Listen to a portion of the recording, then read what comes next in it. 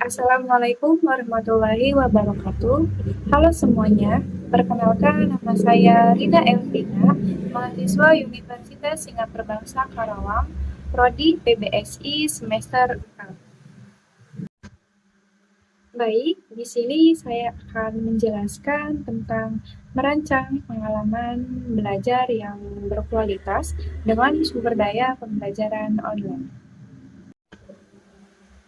Nah, sumber daya pembelajaran online yang mencakup berbagai platform seperti aplikasi dan konten digital telah menjadi bagian integral dari pengalaman belajar modern. Pandangan tentang pendidikan telah berubah drastis, di mana sebelumnya pembelajaran terpusat pada ruang kelas fisik, sekarang proses pembelajaran telah meluas ke dunia maya. Nah, fenomena ini semakin diperkuat oleh munculnya pandemi COVID-19 yang memaksa institusi pendidikan di seluruh dunia untuk beralih ke pembelajaran jarak jauh. Nah, di tengah situasi ini, sumber daya pembelajaran online tidak hanya menjadi pilihan, melainkan juga kebutuhan mendesak. Penggunaan sumber daya pembelajaran online telah membuka pintu bagi fleksibilitas, aksesibilitas, dan keragaman dalam proses pembelajaran. Nah, siswa dapat mengakses berbagai materi belajar, video, tes, dan sumber daya pendukung lainnya dari mana saja, kapan saja. Namun, kesuksesan penggunaan sumber daya ini tidak hanya tergantung pada ketersediaan, melainkan pada kualitas pengalaman belajar yang dirancang.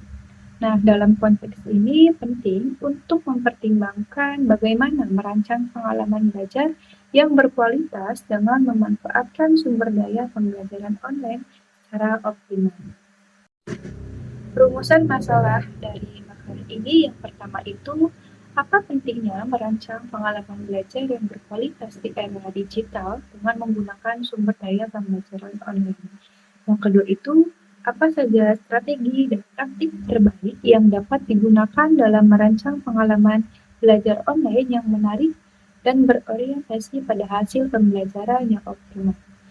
Dan yang ketiga, apa saja tantangan yang mungkin dihadapi dalam merancang pengalaman belajar online dan bagaimana solusi yang tepat untuk mengatasi tantangan tersebut?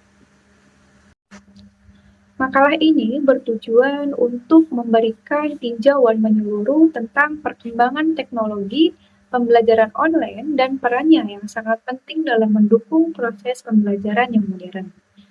Dengan perkembangan teknologi yang terus maju, sumber daya pembelajaran online telah menjadi sarana yang tidak dapat diabaikan dalam pendidikan. Hal ini penting untuk memastikan bahwa sumber daya yang digunakan sesuai dengan kebutuhan pembelajaran dan memberikan manfaat yang optimal bagi peserta didik. Nah, selain itu, saya juga akan menjelaskan tentang tantangan yang mungkin dihadapi dalam merancang pengalaman belajar online. Nah, tantangan tersebut meliputi masalah teknis, keterbatasan aksesibilitas, dan kebutuhan individual dari peserta didik yang beragam. Dengan memahami ketantangan ini secara mendalam, diharapkan akan muncul solusi yang tepat untuk mengatasi hambatan-hambatan tersebut dalam merancang pengalaman belajar online yang efektif dan inklusif. Nah, apa sih sumber daya pembelajaran online? Jadi, sumber daya pembelajaran online merujuk pada beragam materi, alat, atau konten digital yang tersedia melalui internet atau platform pembelajaran online, yang termasuk teks, gambar, audio, video, dan berbagai aplikasi atau platform yang mendukung proses pembelajaran. Nah, sumber daya ini memungkinkan akses yang lebih fleksibel bagi peserta didik, memungkinkan mereka untuk belajar di mana saja dan kapan saja selama terhubung dengan internet. Selain itu, sumber daya pembelajaran online juga memfasilitasi interaksi antara peserta didik dan pendidik, serta menyediakan berbagai fitur pendukung seperti forum diskusi, kuis online, dan tugas daring. Dengan demikian, sumber daya pembelajaran online memiliki peran yang signifikan dalam memerlukan aksesibilitas, meningkatkan fleksibilitas dan meningkatkan efektivitas pembelajaran dalam era pendidikan yang semakin terdigitalisasi. Nah, pembelajaran online adalah proses pembelajaran yang dilakukan melalui internet atau jaringan komputer. Dalam pembelajaran ini, guru dan siswa menggunakan teknologi digital untuk berinteraksi dan mengakses materi pembelajaran. Sebagai contoh, guru dapat mengirimkan materi pelajaran, tugas, dan ujian melalui email, platform pembelajaran online, atau aplikasi khusus. Siswa dapat mengakses materi tersebut dari komputer, laptop, ataupun HP, dan kemudian bekerja sendiri atau berinteraksi dengan guru dan siswa lainnya secara daring. Baik, apa sih pengalaman belajar itu? Jadi, pengalaman belajar adalah serangkaian kegiatan yang dilakukan oleh peserta didik untuk mencapai penguasaan standar kompetensi, kemampuan dasar, dan materi pembelajaran yang ditetapkan. Nah, hal ini mencakup berbagai aktivitas yang dilakukan untuk memperoleh informasi baru dan mengembangkan kompetensi yang sesuai dengan tujuan pembelajaran yang ingin dicapai. Nah, pengalaman belajar juga merupakan bagian integral dari proses pembelajaran di mana peserta didik secara aktif terlibat dalam kegiatan belajar untuk mencapai berbagai kompetensi yang telah ditetapkan. Pengalaman belajar dapat dipengaruhi oleh lingkungan di sekitar peserta didik, termasuk lingkungan keluarga, lingkungan sekolah, lingkungan masyarakat. Nah, lingkungan yang kondusif cenderung memberikan pengalaman belajar yang positif bagi peserta didik, sementara lingkungan yang tidak mendukung dapat memberikan pengalaman belajar yang kurang baik. Nah, kualitas pengalaman belajar yang dialami peserta didik dalam proses pembelajaran memiliki dampak yang signifikan terhadap tingkat keberhasilan belajar mereka. Hasil penelitian dalam bidang pendidikan menunjukkan bahwa kemampuan peserta didik dalam memahami materi pembelajaran dan mencapai kompetensi bervariasi tergantung pada jenis pengalaman belajar yang mereka alami. Oleh karena itu, penting bagi pendidik ataupun guru untuk memberikan berbagai pengalaman belajar yang bervariasi kepada peserta didik. Ada 4 bentuk pengalaman belajar. Yang pertama itu pengalaman langsung. Nah, pengalaman langsung adalah pengalaman belajar yang dilakukan siswa secara langsung, mempelajari dan bersentuhan dengan objek belajar. Kemudian yang kedua itu ada pengalaman belajar melalui perantara, yang dimana pada kenyataannya tidak setiap tujuan dan materi pembelajaran dapat dilakukan secara langsung. Maka dari itu, guru dapat merancang pembelajaran melalui perantara atau yang bisa disebut dengan media pembelajaran. Yang ketiga itu pengalaman belajar melalui bahasa verbal.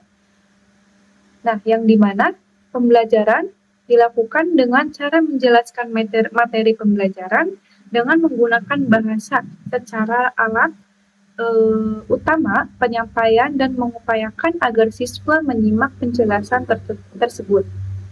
Kemudian yang keempat itu pengalaman belajar melalui aktivitas tertentu.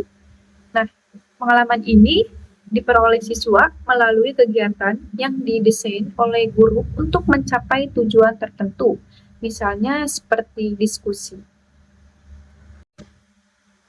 Ada 8 tipe pengalaman belajar. Yang pertama itu belajar signal, yakni belajar melalui isyarat atau tanda. Pengalaman belajar ini merupakan pengalaman belajar yang paling sederhana, yaitu belajar bagaimana setiap individu mereaksi terhadap setiap perangsang yang muncul. Yang kedua, belajar mereaksi perangsang melalui penguatan, yakni pengalaman belajar yang terarah. Setiap individu merespon terhadap perangsang yang diberikan selalu diberi penguatan, misalnya dengan reward. Yang ketiga, pengalaman belajar membentuk rangkaian atau chaining, yaitu belajar merangkaikan atau menghubungkan gejala atau faktor sehingga menjadi satu kesatuan rangkaian yang utuh dan fungsional. Nah, belajar ini terjadi dengan munculnya stimulus lain setelah stimulus yang satu direspon. Kemudian yang keempat, belajar asosiasi verbal, yakni pengalaman belajar dengan kata-kata manakala ia menerima perangsang. Misalnya diberikan stimulus dengan gambar segitiga, kemudian anak mengatakan bahwa itu adalah gambar segitiga visi. Kemudian yang kelima, belajar membedakan atau diskriminasi, yakni pengalaman belajar mengenal sesuatu karena ciri-ciri yang memiliki kekhasan tertentu. Walaupun seseorang menghadapi objek yang sama, tetapi orang tersebut dapat membedakannya. Yang keenam, belajar konsep. Nah, belajar konsep adalah pengalaman belajar dengan menentukan ciri-ciri atau atribut dari objek yang dipelajarinya sehingga objek tersebut ditempatkan dalam klasifikasi tertentu. Yang ketujuh, belajar aturan atau hukum, yakni pengalaman belajar dengan menghubungkan konsep-konsep.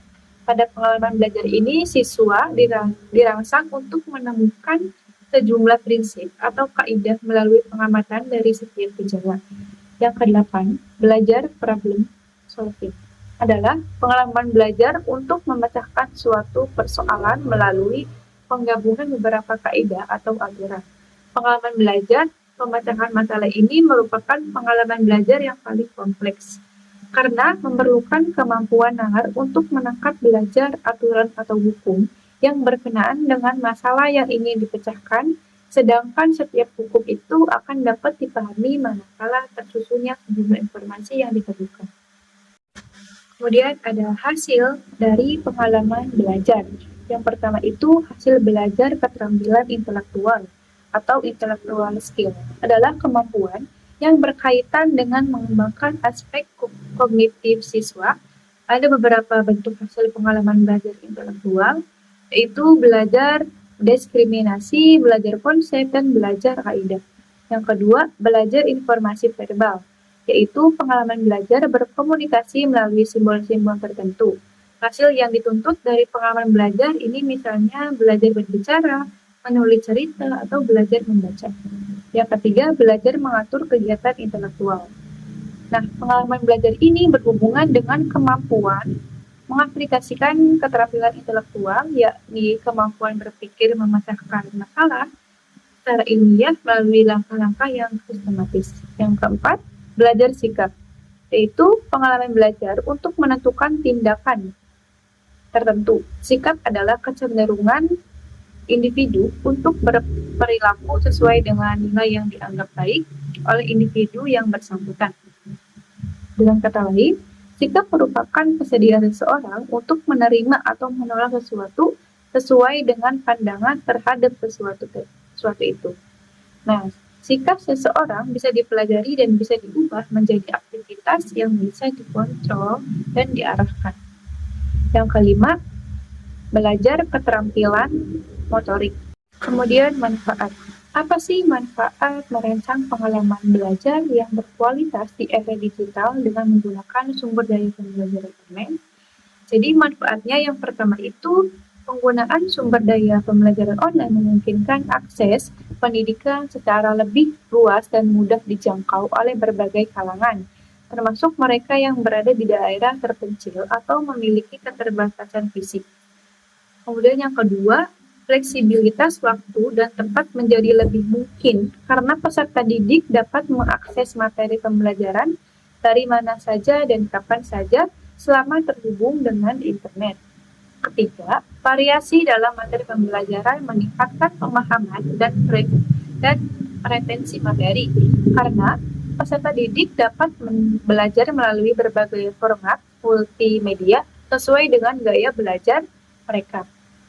Keempat, fitur interaktif dalam platform pembelajaran online menjaga keterlibatan peserta didik dan dalam pembelajaran dan membuat proses belajar menjadi lebih menarik dan menyenangkan. Yang kelima, personalisasi pembelajaran memastikan bahwa setiap peserta didik mendapatkan pengalaman belajar yang sesuai dengan karakteristik individu mereka. Dan yang terakhir, efisiensi dan efektivitas pembelajaran meningkatkan karena guru dapat menyajikan materi dengan cara yang lebih terstruktur, interaktif, dan mudah diakses.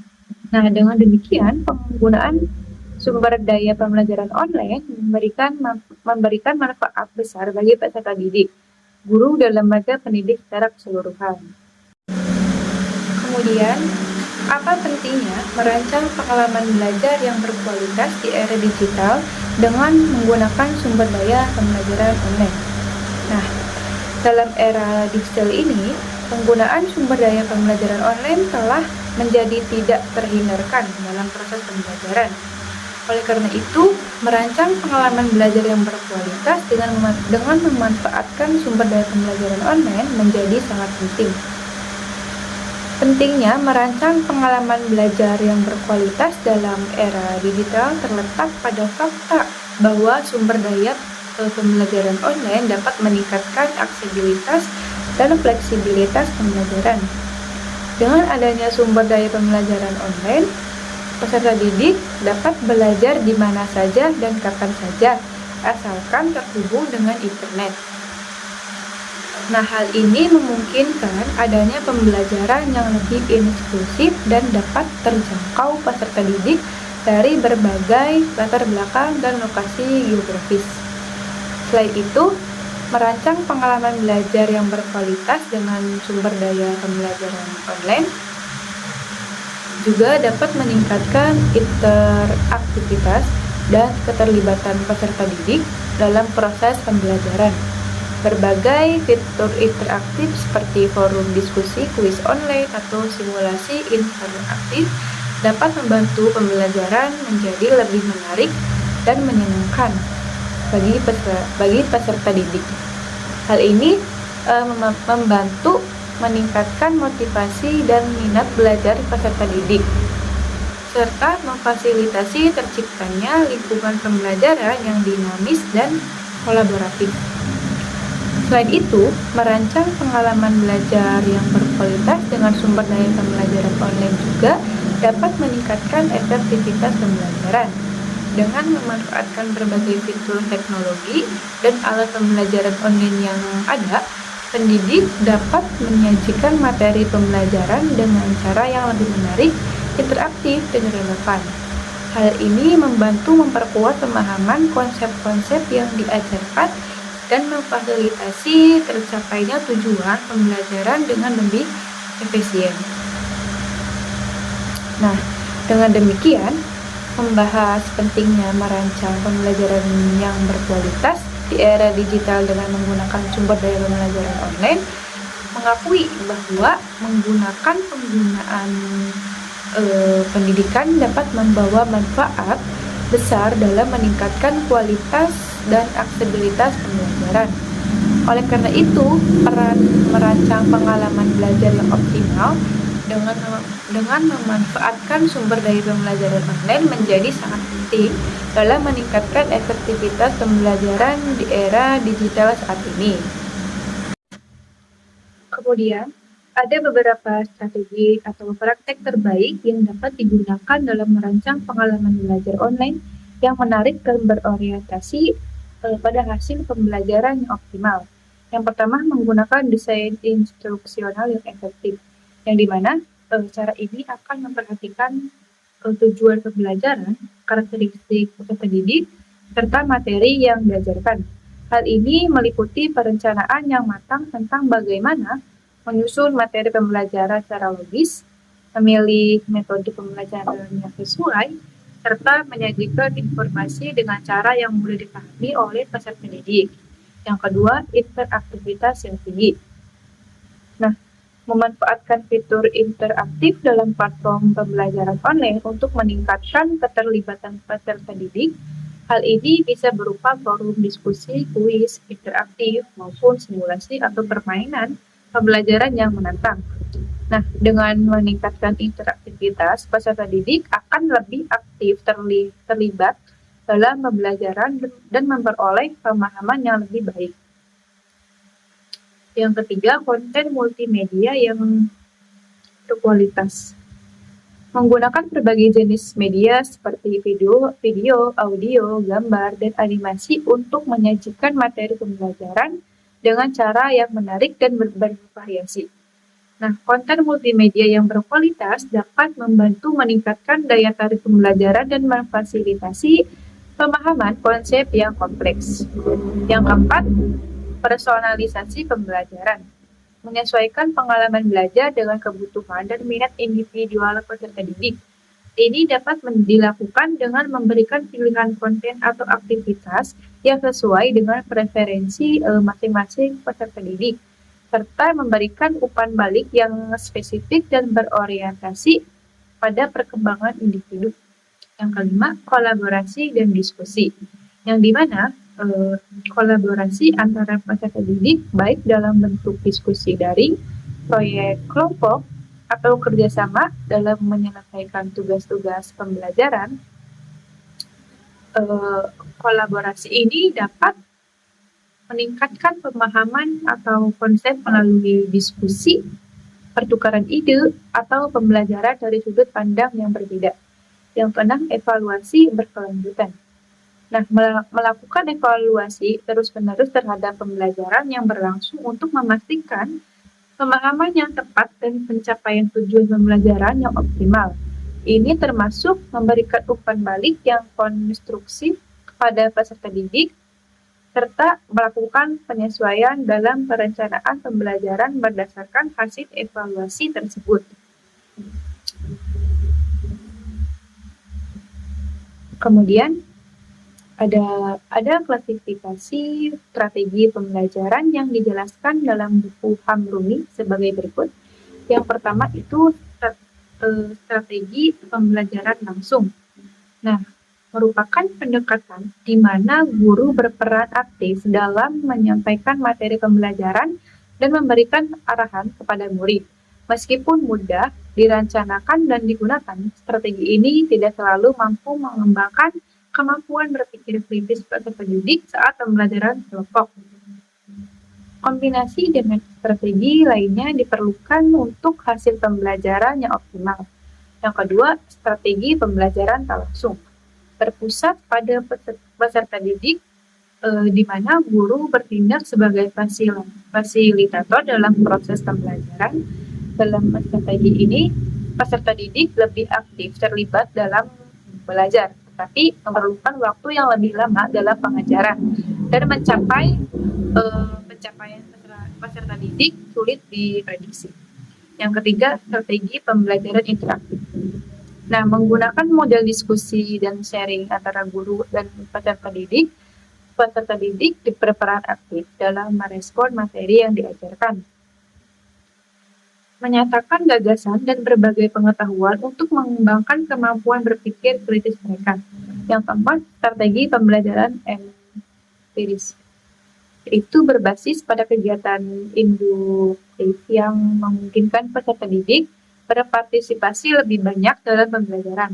Pendekatan ini meningkatkan kemampuan peserta didik dalam berpikir kritis meskipun dapat memberatkan mereka dalam aspek keamanan, biaya, dan waktu. Yang kelima, strategi pembelajaran mandiri. Nah, bertujuan untuk mendorong kemandirian peserta didik dalam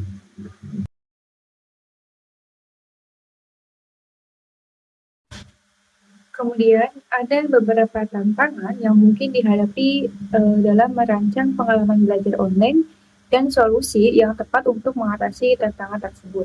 Yang pertama itu keterbatasan teknologi. Nah, peserta didik mungkin menghadapi kendala dalam mengakses teknologi, seperti koneksi internet yang lambat atau perangkat yang tidak memadai.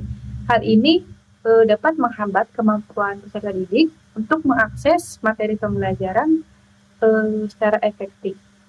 Nah, yang kedua, mungkin keterlibatan dan motivasi.